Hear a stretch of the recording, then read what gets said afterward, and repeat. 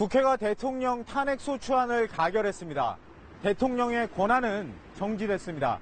그리고 이제 이 헌법재판소의 결정에 따라 대통령은 파면되거나 다시 업무에 복귀하게 됩니다. 헌정사상 두 번째로 맞는 대통령 탄핵 사태. 탄핵 심판의 절차와 쟁점, 전망을 분석했습니다.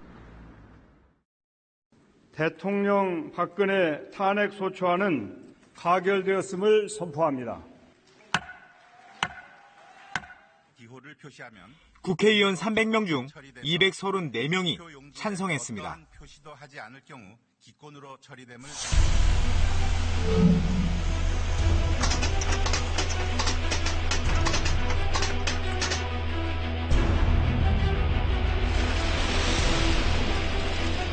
탄핵은 일반 사법 절차로는 처벌이 어려운 고위 공무원이나 법관 등을 제재하기 위한 헌법적 절차입니다. 법치주의를 수호하기 위해서 헌법 위반, 법률 위반의 고위공직자를 파면시키는 기능이거든요. 그러니까 탄핵제도의 목적은, 탄핵심판의 목적은 국법질서 수호죠. 탄핵안이 가결되면서 박근혜 대통령의 권한은 즉각 중지됐습니다. 그리고 이제 헌법재판소의 판단만이 남았습니다. 탄핵소추 청구서 접수 직후 전자배당으로 강일원 재판관이 주심재판관으로 선정됐습니다. 주심재판관은 재판관 전체 회의와 공개 변론을 진행합니다.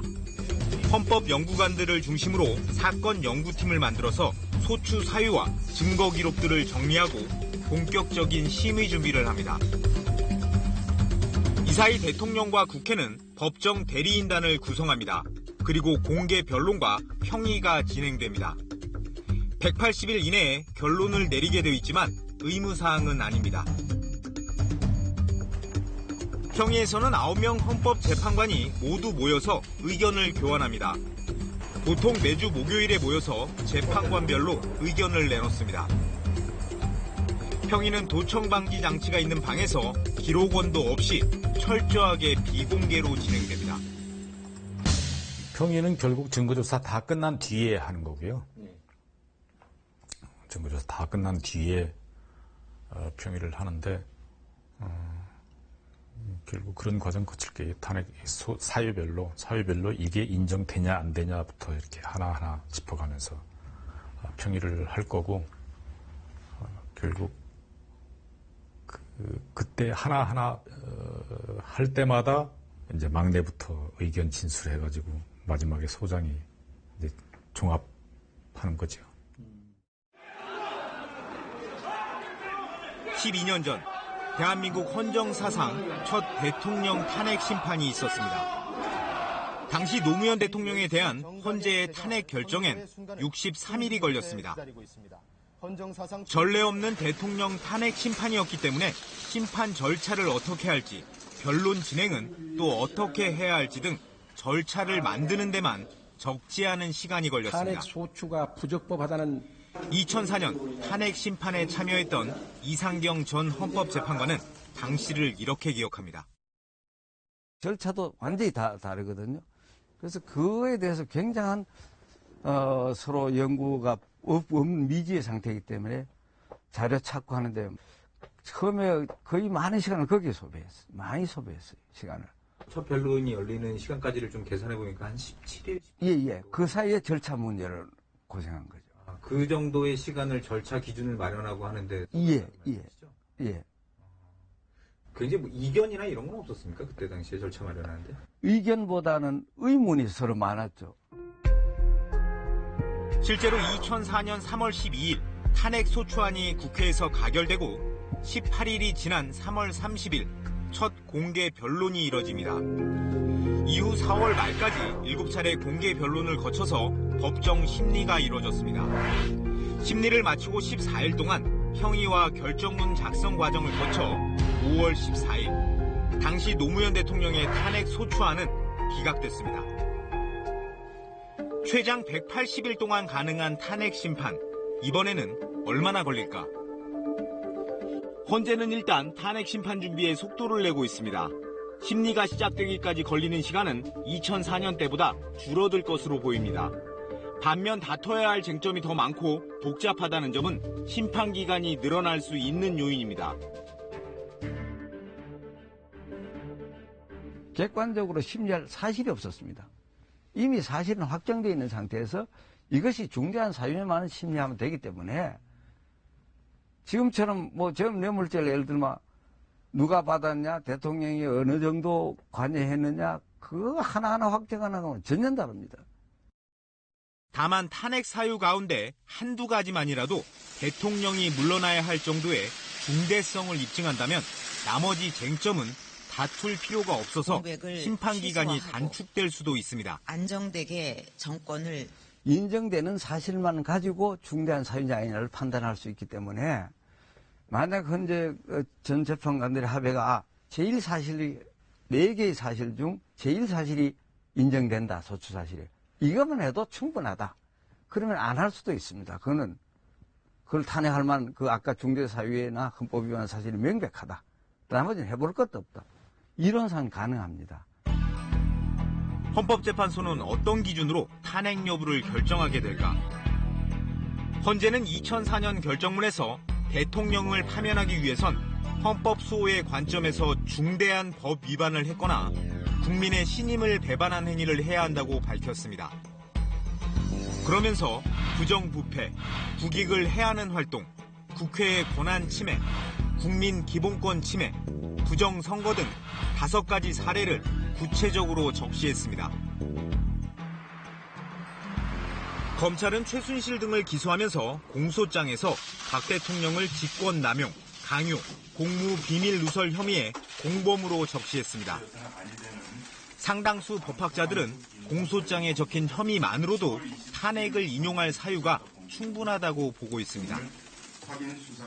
지금 확보된 증거만 가지고서 대통령직을 내려오게 할 정도의 중대성이 인정이 되느냐, 아니면은 뇌물죄라든지 별도의 범죄에 대한 증거까지 다시 한번 확인해가지고 그 중대성을 보강해야 되느냐, 이게 키포인트가 되리라고 봅니다.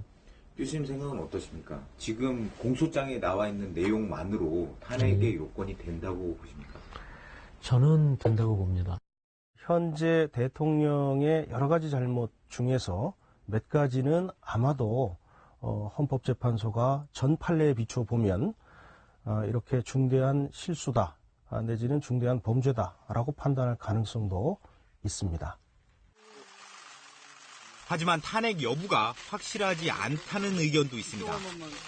검찰이 제기한 대통령의 혐의들이 아직 재판을 통해 확정되지 않았고, 특히 검찰 공소장에는 없지만 탄핵 소추안에 포함된 혐의 내용, 즉 세월호 관련 생명권 보장 위배나 뇌물죄에 대해선 치열한 법적 공방이 예상됩니다.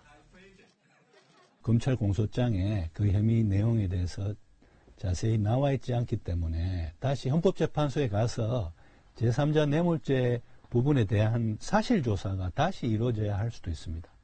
그렇게 되면 헌법재판소의 심리기간이 늘어날 수밖에 없는 것이고, 이외에도 헌재의 결정 과정엔 여러 가지 변수들이 있습니다. 먼저 헌법재판관의 임기. 박한철 헌법재판소장의 임기는 내년 1월 말, 이정미 재판관의 임기는 3월 14일에 끝납니다.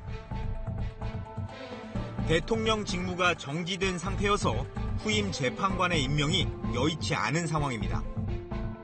이런 경우에는 임기를 좀 연장해 놓는 그런 규정이 있어야 되는데 현재 그런 규정이 없습니다. 또 새로운 재판관들을 임명하기에는 시간이나 정책 상황이 어렵습니다. 따라서 아마도 이분들이 퇴임하게 되면 헌법재판소에서 인용 결정을 하는데 상당한 장애 요소로 작용할 겁니다.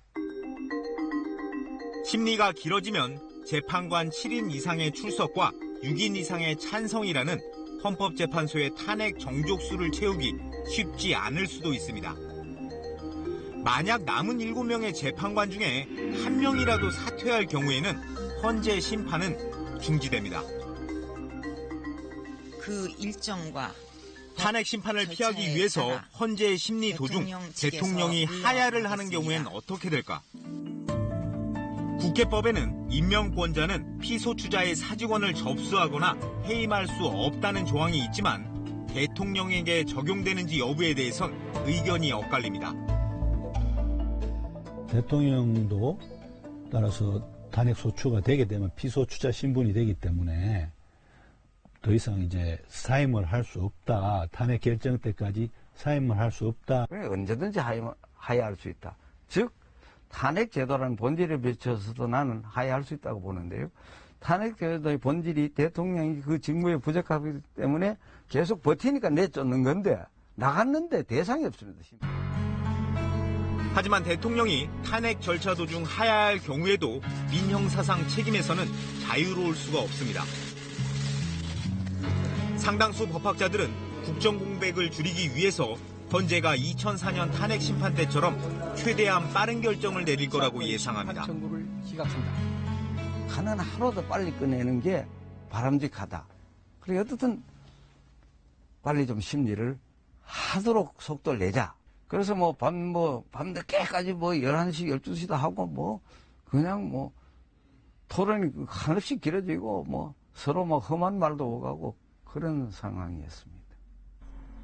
그러나 대통령 변호인단이 심판 절차에 대해 문제를 제기하고 형사재판과 같은 엄격한 사실 공방을 벌이면서 심판 진행을 최대한 늦출 가능성도 있습니다. 또 특검과 국정조사가 병행되는 만큼 새로운 증거가 탄핵 소추안에 새롭게 인용될 경우 심리가 길어질 수도 있습니다. 보수 성향이 다수인 헌재 재판관의 구성이 영향을 미칠 거라는 의견도 제기되지만 국민 여론도 무시할 수 없다는 게 법조계의 분석입니다. 언론을 접하고 또 사회생활을 하면서 많은 사람들과 교류하면서 그들의 여론을 보고 그러지 않습니까? 그렇기 때문에 헌법재판소의 결정이란 것도 헌법재판관들은 부인할지 모르겠습니다만 사실은 여론에 알게 모르게 많은 영향을 받는다는 것이 많은 헌법학자들의 해석입니다. 특히 결정문에 소수 의견을 공개하지 않았던 2004년과 달리 이번에는 모든 헌법재판관의 개별 의견을 표시하도록 돼 있는 점도 변수입니다. 지금은 이제 반대 이유를 다 써야죠. 반대 소수 의견을 발표하면 그 이유를 다 써야 되니까 아무래도 부담스럽겠죠. 탄핵의 경우에 국민 다수가 탄핵을 원하고 있는데 탄핵시킬 필요가 없다 이렇게 쓰려면 상당한 용기, 결단이 필요하죠. 헌법재판소가 언제 어떤 결과를 내릴지 예단하기 어렵습니다. 대한민국 민주주의 발전 역사에 한 획을 그을 중대한 결정의 시간. 관심은 헌법재판소로 집중되고 있습니다.